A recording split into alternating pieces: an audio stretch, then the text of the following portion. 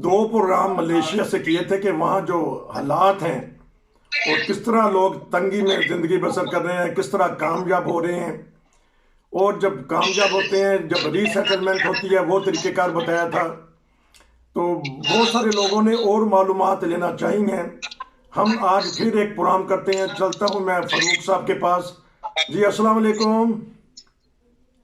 वालेकुम सलाम सर, क्या हाल चाल है आपका? ठीक ठाक है? ठीक ठाक है। थोड़ी सी आवाज़ कटी है, कुछ अब बेहतर हो रही है। ये बताइएगा, क्योंकि पहले मैं ऐसा सवाल कर देता हूँ कि जिस तरह आपने कहा कि मलेशिया में मेडिकल बड़ा महंगा है, तो अगर बहुत ही महंगा मेडिकल हो तो फिर क्या क्या लोग फिर सोचते हैं, क्या तरीक़ेकार इख्तियार करते हैं?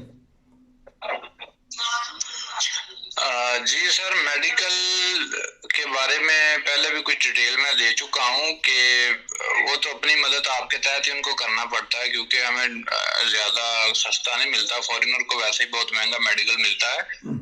और दूसरा, कुछ एनजीओज हैं, उनके मदद की अपील की एप्लीकेशन लिख देते हैं उनको, तो फिर अगर उनके पास फंड हो तो वो हेल्प कर देते हैं, और यही कुछ चलता है यहाँ पे। जी ये बताइएगा, जिस तरह यूरोप में इंश्योरेंस होती है हर आदमी की, मलेशिया में इंश्योरेंस सिस्टम चलता है कि हर आदमी मलेशियन जो है वो इंश्योर्ड हो, वो अखराजात उसकी हुकूमत देती है, या खुद प्राइवेट तौर पे करवाना पड़ता है इलाज? नहीं, यहाँ पे इंश्योरेंस सिस्टम नहीं है फॉरेनर के लिए, खास तौर पर रेफ्यूजी के लिए तो बिल्कुल नहीं है। अगर कोई मल्टीनेशनल कंपनी में काम करता है तो वो कंपनी उसको इंश्योरेंस करवा के देती है उस वर्कर को, वो वीजे पे है। लेकिन रेफ्यूजी के सिस्टम में कोई इंश्योरेंस कंपनी या कोई भी तावन नहीं करती। 1 साल के लिए यूएन ने स्कीम, एक प्रोग्राम बनाया था इंश्योरेंस का, 5 से 6 साल पहले की बात है। तो वो भी रेफ्यूजी को पे करने पड़े थे खुद से, पूरे साल के 100 या 150 रिंगिट था। तो उसमें भी उसको कुछ ना कुछ डिस्काउंट, जो अभी 50% यूएन के डॉक्यूमेंट में मिल जाती है, तो तब भी सेम ही था। अगर वो किसी सरकारी हॉस्पिटल में जाते थे तो उनको उस कार्ड के ऊपर डिस्काउंट मिल जाती थी, और इससे ज्यादा कुछ नहीं है। जी तो आपने कुछ हल्का सा बताया था कि प्रेगनेंसी यानी बच्चे की पैदाइश में बड़ा खर्चा होता है, तो लाजमी तौर पे क्योंकि इंसानी नस्ल बढ़नी चाहिए, तो इस सिलसिले में हुकूमत नहीं कुछ मदद करती, या क्या तरीक़ेकार अख्तियार किया जाता है? सर, बच्चे की प्रेगनेंसी में अगर तो यहाँ के लोकल है तो उनके लिए तो कोई खर्चा नहीं है, उनके लिए फ्री है। और अगर उनको कुछ देना भी पड़े तो वो एडमिशन फीस, वो हॉस्पिटल में जो रजिस्ट्रेशन फीस है वो देनी पड़ती है यहाँ के लोकल को।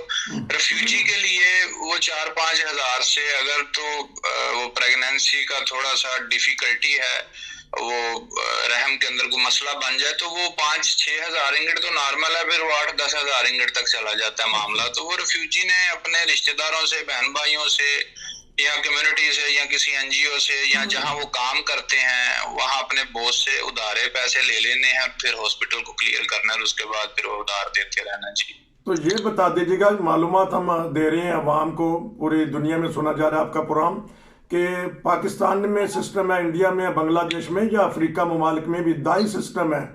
तो वहाँ, क्योंकि यहाँ यूरोप में तो पैदाइश जो होगी वो हॉस्पिटल में ही होगी बच्चे की, इमरजेंसी अगर कोई ज़रूरत पड़ जाती है घर में, लेकिन वहाँ दाई सिस्टम नहीं है जो पुराने ज़माने में चलता आ रहा है हमारे मुल्कों में। नहीं सर, यहाँ दाई सिस्टम नहीं है। दाई वाला सिस्टम तो अभी पाकिस्तान में भी नहीं रहा, वो भी मोस्टली अभी हॉस्पिटल चले जाते हैं। और मैंने तो कोई ऐसा केस अभी तक नहीं देखा दाई सिस्टम वाला। यहाँ जितने भी वो प्रेगनेंसी के हैं केस, वो सारे हॉस्पिटल या क्लिनिक ही डील करते हैं, प्राइवेट क्लिनिक। जी अच्छा, प्राइवेट क्लिनिक की डीलिंग करते हैं। तो ये बताइएगा कि अब थोड़ा सा और सवाल पूछ लूँ कि वहाँ जो उनसे गैर मुल्की आते हैं, किसी भी मुल्क से हों, तो बहुत सारे बच्चे जो शादी के काबिल होते हैं, तो उम्रें गुजर जाती हैं या शादी हो जाती है आपस में वहाँ, या क्या तरीक़ेकार करते हैं वहाँ? सर, यहाँ में जितने भी गैर मुल्की हैं, पाकिस्तानियों की मिसाल ले लेता हूँ, पाकिस्तानी फैमिलियां यहाँ पे हैं, तो आपस में तो बहुत कम कोई 1 या 2 ऐसी शादी देखने को मिली होगी जहाँ यहाँ उन्होंने आपस में कर ली होगी। मोस्टली जो करते हैं यहाँ लड़के शादियां, वो पाकिस्तान में ही लड़की से शादी करके निकाह करके उसको बुला लेते हैं। यूरोप में या कनाडा, अमेरिका में उनका कोई चांस नहीं लगता शादी का। और यहाँ जो फैमिलियां आ जाती हैं वो भी 6 महीने साल बाद कुछ डेवलप हो जाती हैं, तो फिर उनका भी मूड नहीं होता यहाँ लड़कों से शादी करने का, वो भी फिर यूरोप और अमेरिका के रिश्ते देखते हैं जी। ये अभी एक सवाल पैदा हो गया कि आप कहते हैं कि 6 महीने में वो डेवलप हो जाते हैं, तो जद्दोजहद करनी पड़ती है उनको, और यकीनन कुछ लोग बेचारे हिम्मत हार भी देते होंगे, वो वापस भी चले जाते होते हैं, तो क्या ऐसे हालात में किस तरह मुकाबला करते हैं लोग? जी सर, सबसे पहले तो अगर कोई फैमिली आ गई है तो मोस्टली तो उनके जो घर वाले हैं वो काम करके मैनेज कर लेते हैं, और हाइश का जो उनका सिस्टम है वो, अगर कोई फैमिली रह रही है पूरा घर उन्होंने लिया हुआ तो उनसे रूम जो है वो रेंट पे ले लेते हैं और फिर अपना गुजारा कर लेते हैं स्टार्टिंग में। तो अगर यहाँ मोस्टली ये भी देखने में आया कि अगर लड़कियां या लड़के जितने भी फैमिली मेंबर हैं वो फिर सारे काम करना शुरू कर देते हैं, तो उससे फिर उनको ये है कि बड़ी जल्दी अपने आप को वो स्टैंड कर देते, 6 महीने के अंदर अंदर वो अपना घर भी ले लेते हैं रेंट के ऊपर किराए पे, और खुद को सर्वाइवल करना भी शुरू कर देते हैं जी। क्योंकि अभी मीडिया में टेलीविज़न पे भी चल रहा था कि वहाँ जो जाली एजेंट हैं वो किसी तरीके से पैसे लोगों से बटोर लेते हैं। अब हुकूमत भी उनके पीछे है, अदारे भी उनके पीछे हैं, लोग भी उनके पीछे हैं, वो करोड़ों रुपया लोगों के लेके खा गए हैं और भेजा कुछ भी नहीं, तो किसी को भी नहीं। तो मलेशिया आते हुए भी ऐसा खतरा होता है?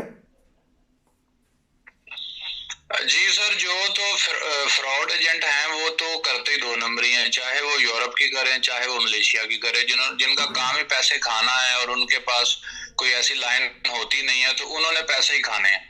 लेकिन मलेशिया के लिए ये खास चीज है कि ये भी बना दिया एजेंटों ने अभी, जो मसले उन्होंने खड़े कर दिए हैं एक नॉर्मल टूरिस्ट के लिए, जो पाकिस्तानी टूरिस्ट है जिसके पास ग्रीन पासपोर्ट है, अगर वो लीगल वीजा और टिकट और वो खुद ही सारा कुछ होटल बुकिंग रियल टूरिस्ट भी होगा तो उसको पाकिस्तान वाले ही नहीं चढ़ने देंगे। अच्छा। और अगर वो वहां से कुछ ले दे के चढ़ जाएगा तो फिर मलेशिया वाले नहीं निकलने देते, उसकी एग्जिट जो स्टैंप है उसको एंट्री नहीं देते।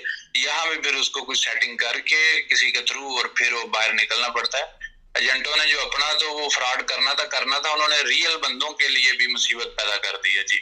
हाँ, ये बड़ी ज़बरदस्त आपने बात की है कि अगर कोई टूरिस्ट जाता है मलेशिया को देखने जाता है या कोई शादी गमी में वहाँ जाता है, तो आया हर टूरिस्ट के साथ यही करते हैं कि वहाँ एयरपोर्ट की जो अथॉरिटी है पाकिस्तान में और मलेशिया में वो रोक लेती हैं टूरिस्ट को भी? जी जी बिल्कुल ऐसे ही है ये तो, क्योंकि अगर पाकिस्तान से पूरा जहाज आ रहा है जिसमें से आधे टूरिस्ट हैं और दूसरे जो वर्क परमिट वाले हैं वो सारे के सारे पैसे पे करके ही आ रहे होते हैं, और एजेंटों ने पाकिस्तान में भी काउंटर सेट किया होता है इनके लिए और मलेशिया में भी काउंटर सेट किया हुआ है ताकि इनको ना वहां तंगी हो ना यहाँ।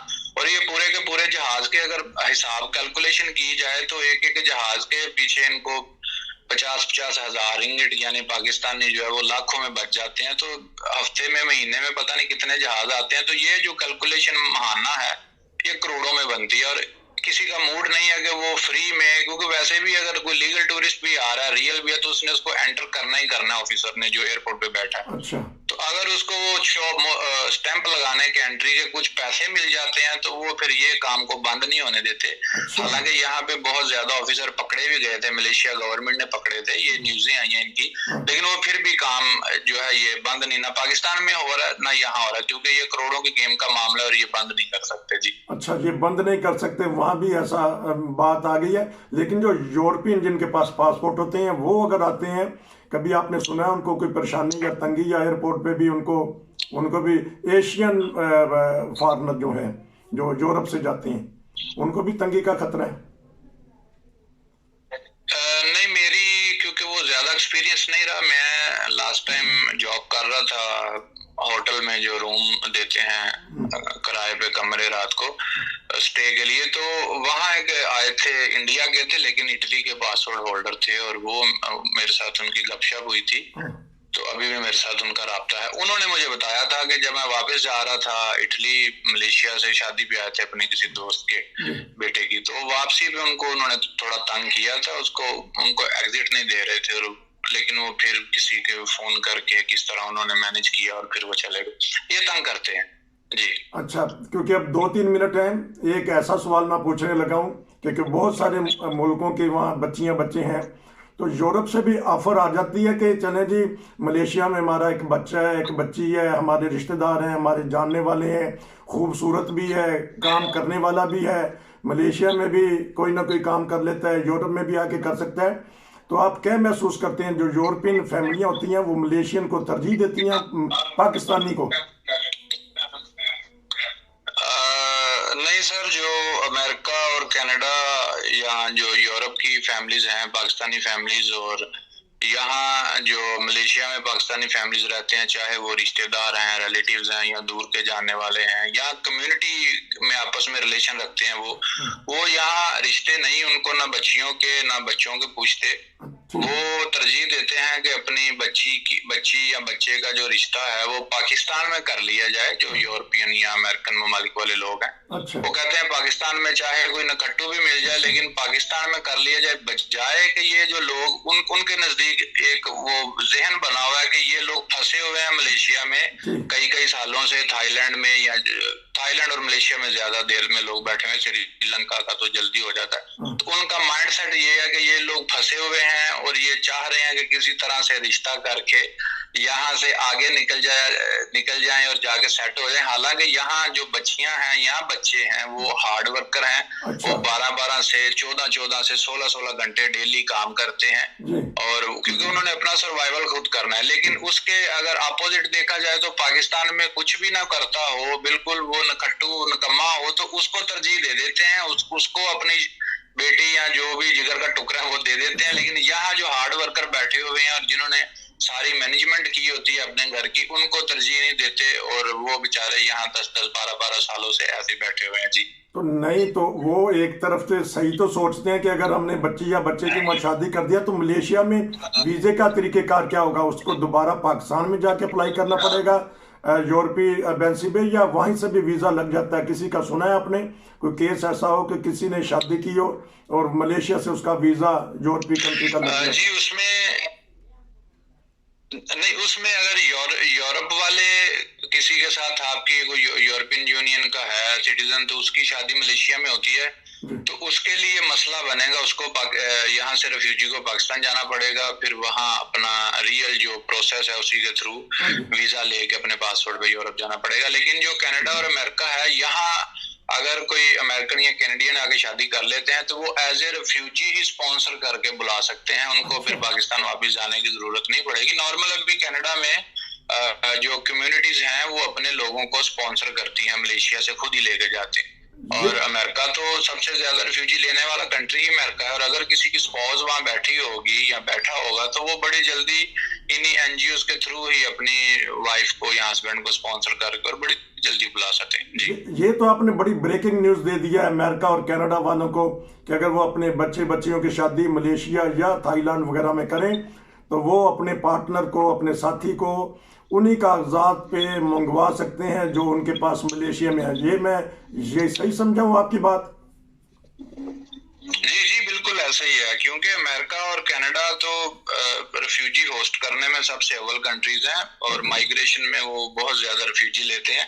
यूरोप के लिए मसला है, यूरोप ऐसा नहीं करता। यूरोप रिफ्यूजी यहाँ मलेशिया से जिनकी माइग्रेशन होती है वो अमेरिका कनाडा मोस्टली होती है, यूरोप में नहीं जाती। कोई 1-2 फैमिली चली गई तो वहाँ कोई ऐसा कानून नहीं है। लेकिन कनाडा ने तो अपना G5 और फैमिली प्रोग्राम, वो स्पॉन्सरशिप और पैलेट, ये सारे रिफ्यूजियों के लिए बनाए हुए हैं और यहाँ से कितने रिफ्यूजी जा चुके हैं। तो अगर सिर्फ एज ए फैमिली रिलेशन या एज ए फ्रेंड अगर आपको स्पॉन्सर पे लेके जा रहा है कनाडा में मलेशिया से, तो वो क्यों अपनी वाइफ या हस्बैंड को क्यों नहीं लेके जा सकता? कितनी देर लगती है? आखिरी 1 मिनट बता दीजिएगा, कितनी देर लगती है एक साथी को या एक गैर मुल्की को वहां से लेके जाने में, अमेरिका और कनाडा?